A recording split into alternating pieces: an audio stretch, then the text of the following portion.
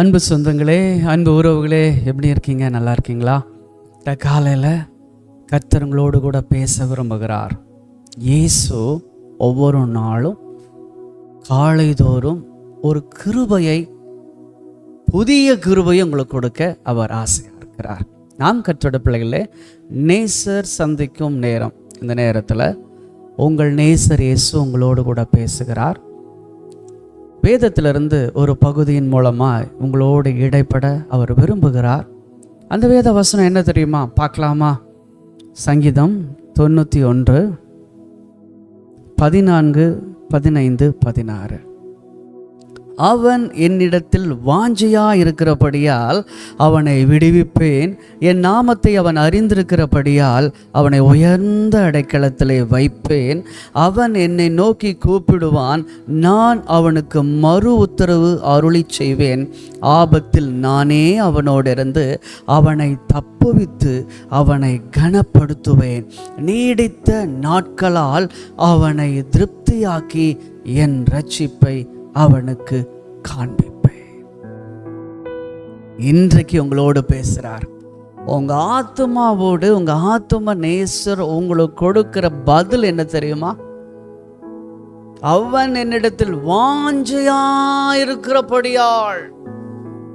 உங்களை பார்த்து ஆண்டவர் சொல்றாரு, என் மகனே, என் மேல நீ வாஞ்சையா இருக்கிற இல்லையா, உன்னை நான் எப்படி நான் கைவிடுவேன், உன்னை எப்படி நான் விட்டு விடுவேன், எப்படி நான் மறந்து போவேன்? உன் இருதயத்தில் இருக்கிற எண்ணங்களை சீர்தூக்கிப்பாரு.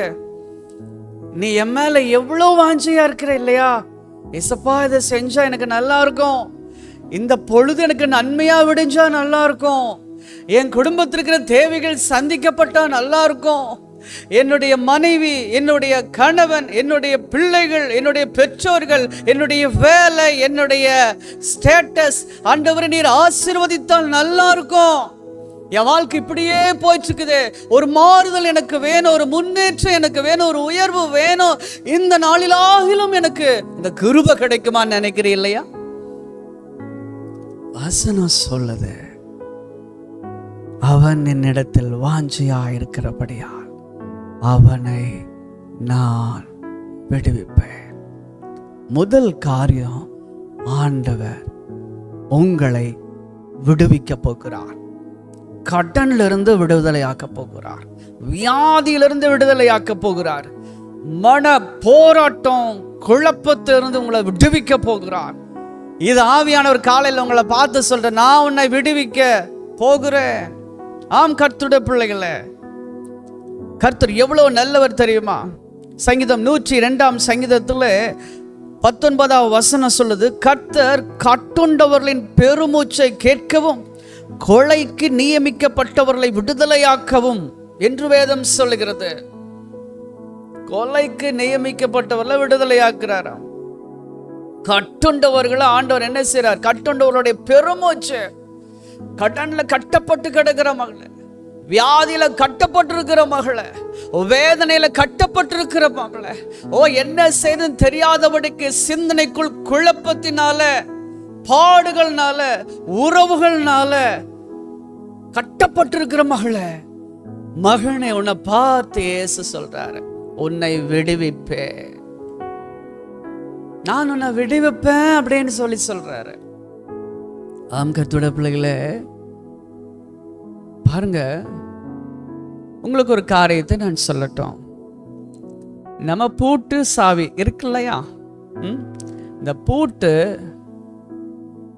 உருவாக்கும் பொழுதே சாவியும் அவங்க உருவாக்கிடுவாங்க. உங்களுக்கு புரியுதான்னு தெரியல.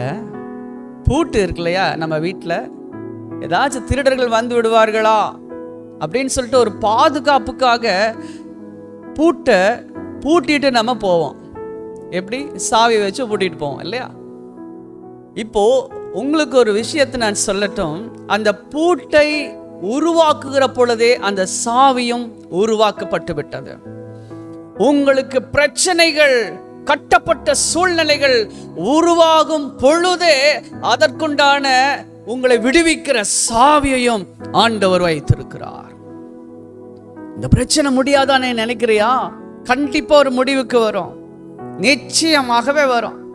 உன்னை விடுவிப்பேன் என்று ஆண்டவர் சொல்கிறார். எப்பேற்பட்ட காரியம், கொலைக்கு நியமிக்கப்பட்டிருந்தாலும் சரி, வழக்கில் போட்டு அதிலிருந்து மீள முடியாத காரியமா இருந்தாலும் சரி, கடன்ல விழுந்து மீள முடியாம இருந்தாலும் சரி, ஆண்டவர் இன்றைக்கு அந்த சாவியாக உனக்கு ஒரு வார்த்தை சொல்றாரு, நான் உன்னை விடுவிப்பேன்.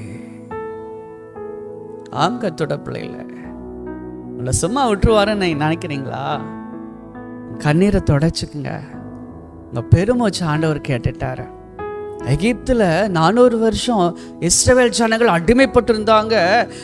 பாருங்க, ஆண்டவர் அந்த பெருமூச்சை, இஸ்ரவேலர்களுடைய பெருமூச்சை எகிப்து தேசத்திலிருந்து அவங்க கேட்டு, ஆண்டவர் கேட்டு மோசேக்கு கட்டளை கொடுத்து விடுவிக்கிறதுக்கு ஒரு ஆளை தயார் பண்றார். நீங்க விடுதலையாக பட்டீர்கள், நீங்க விடுவிக்கப்பட்டீர்கள். ஆம்கர்தோட பிள்ளைய, எவ்வளவு நாள் விடுதலையாக முடியலை நீங்க நினைச்சிட்டு இருப்பீங்க. இன்னைக்கு கர்த்தர் உங்களை விடுவிக்கிறார். என் நாமத்தை அவன் அறிந்திருக்கிறபடியால் அவனை உயர்ந்த அடைக்கலத்தில் வைப்பார். நீங்க எந்த இடத்துல அவமானப்பட்டீங்களோ அதே இடத்துல கர்த்தர் உங்களை உயர்ந்த இடத்துல வைக்க போகிறார், உயர்ந்த ஸ்தானத்துல வைக்க போகிறாரு, மகிழ்ச்சியாக போகிறாரு, களிப்பாக போகிறாரு. இதெல்லாம் எப்படி நடக்கும் ஐயா அப்படி நீங்க சொல்லி கேட்டீங்கன்னா, ஆண்டோட வார்த்தை அதை செய்யும். ஆண்டோட வார்த்தை உனக்கு செய்யும். ஆண்டவரை நேசிக்கிறது உண்மையானால், ஆண்டவர் மேலே வாஞ்சியா இருக்கிறது உண்மையானால், நிச்சயமாகவே கர்த்தரோட வார்த்தை இன்னைக்கு உனக்கு நேரம் அந்த காலை நேரத்துல இயேசு சொல்றாரு, உன்னை உயர்ந்த அடைக்கலத்துல வைத்து உன்னை அழகு பார்ப்பேன், கனப்படுத்துவேன். பாருங்க அடுத்த வசனம், அவன் என்னை நோக்கி கூப்பிடுவான், நான் அவனுக்கு மறு உத்தரவு அருளை செய்வேன். நீ கூப்பிடும் பொழுது அவர் கண்டிப்பா உனக்கு செவி கொடுப்பார். வாஞ்சியா இருக்கிற மனுஷனுக்கு ஆண்டவர் அதைத்தான் செய்கிறார். நீ கூப்பிடும் மகனே, உன் கண்ணீர் எல்லாத்துக்கும் ஆண்டவர் இன்னைக்கு பதில் தர போகிறாரு, மறு உத்தரவு அருளை செய்வேங்கிறாரு. நீ எந்தெந்த பிரச்சனையில கஷ்டப்பட்டு ஒருத்தட்டு போய் பேசுறதுக்கே பயப்படுற இல்லையா, அந்த இடத்துல ஆண்டவர் பேசிட்டார். ஆண்டவர் அந்த இடத்துல பேசிட்டாரு. உனக்காக ஆண்டவர் அந்த நபரிடத்துல வழக்காடி விட்டார். நிச்சயமா சொல்ல முடியும், ஆவியானவர் பார்த்து சொல்றாரு, நான் அந்த வழக்கை சரி செய்கிறேன். சந்தோஷமா உங்களுக்கு? வசனம் சாதாரணமானது இல்லைங்க. ஆண்டோட வசனம் அது இருபுறமும் கருக்குள்ள பட்டயம். ஆபத்தில் நானே அவனோடு இருந்து அவனை தப்புவித்து அவனை கனப்படுத்த. உங்களுக்கு வருகிற எல்லா ஆபத்துகளுக்கும் ஆண்டவர் தப்புவிக்க போகிறார். எந்த பிரச்சனை வந்தாலும் அந்த பிரச்சனையிலிருந்து மலைகள் விலகினாலும், பர்வதங்கள் நிலை பெயர்ந்தாலும், என் கிருபை உன்னை விட்டு விலகாது. என் உடன்படிக்கை, சமாதானத்தின் உடன்படிக்கை உன்னை விட்டு நிலை பெயராது. நீ தண்ணீரை கடக்கும் போதும் நான் உன்னோட இருப்பேன். நீ ஆறுகளை கடக்கும் போதும் அவைகள் உன்மேல் புரளுவதில்லை. நீ அக்கினில நடந்தாலும் வேகாதிருப்பாய், அக்கினி உன் பேரில் பற்றாது என்று வேத வசனம் சொல்லுகிறது. யாக்கோபே, இஸ்ரவேலே என்று ஆண்டவனை பார்த்து அழைக்கிறார். நீடித்த நாட்களால் அவனை திருப்தியாக்கி என் ரட்சிப்பை அவனுக்கு காண்பிப்பேன். நீடித்த நாட்களால் திருப்தியாக்குவாராமா. எப்படியாமா? சங்கீதம் 90வது சங்கீதத்துல 14வது வசனம். இதுல 91:14 வாசிச்சோம். இப்ப 90வது சங்கீதம் 14 என்ன சொல்றாரு? நாங்கள் எங்கள் வாழ்நாளெல்லாம் களிகூர்ந்து மகிழும்படி காலையில் எங்களை உமது கிருபையால் திருப்தியாக்கும். சங்கீதக்காரன் ஜெபிக்கிற காரியம், தேவ மனிதர் ஜெபிக்கிற இந்த காரியம் திருப்தியாக்குற காரியம். வாழ்நாளெல்லாம் மகிழ்ந்து களி கூர்ந்திருப்ப. கர்த்தர் உன்னை திருப்தியாக்குவார், உன்னை மகிழ்விப்பார். எவ்வளவு பாடு என்று சொல்லி நீ காலையில் அமர்ந்திருந்தாயே, உன்னை பார்த்து நேசர் இயேசு சொல்றாரு, சொந்த போகாத, உன்னை ரட்சிப்பேன், உன் குடும்பத்தை ரட்சிப்பேன், நான் உன்னை பார்க்கிறேன் அப்படின்னு ஆண்டவர் சொல்றாரு. அருமையான கர்த்தருடைய பிள்ளையே, அவர் மேல் இருக்கிற விசுவாசத்தை விட்டுறாத, ஜெபத்தை விட்டுறாத, வேத வாசிப்பை விட்டுறாத, தனி ஜெபத்தை விட்டுறாத.